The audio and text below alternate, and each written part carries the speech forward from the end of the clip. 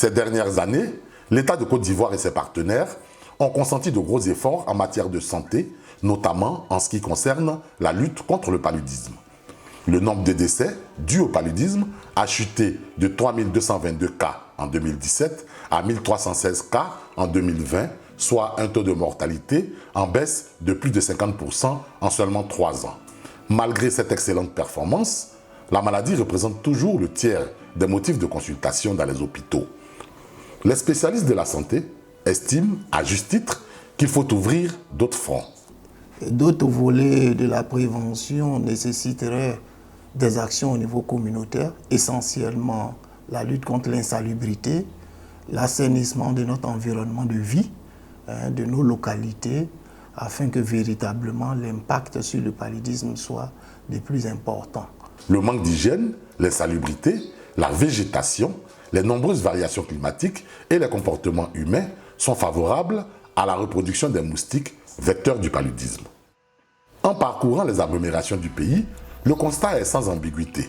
Les déchets de ménage sont en errance, leur système d'évacuation est très peu efficient, les canalisations des eaux de pluie et des eaux usagées, quand elles existent, sont obstruées, le curage des caniveaux est sporadique et partiel.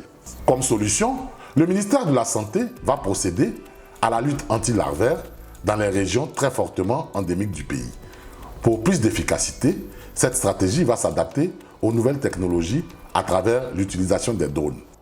Les drones seront utilisés pour tuer les larves qui seront dans les gîtes qui sont étendus, notamment les bas-fonds, les grandes retenues d'eau.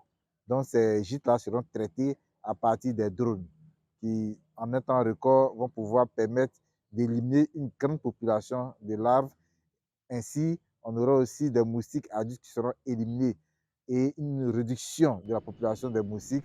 Donc, on aura une incidence, une conséquence positive sur la population parce que la réduction de la maladie sera constatée. Ces appareils offrent plus de précision dans le traitement spatial, mais permettent surtout de pulvériser des zones inaccessibles. Mais ces efforts seront vains si après le passage des drones dans les localités traitées, l'insalubrité persiste. C'est pourquoi l'implication d'autres acteurs est impérativement souhaitée pour prolonger l'action du ministère de la Santé et surtout des communautés dont l'appropriation et l'adhésion à la lutte permettront d'atteindre zéro paludisme en Côte d'Ivoire.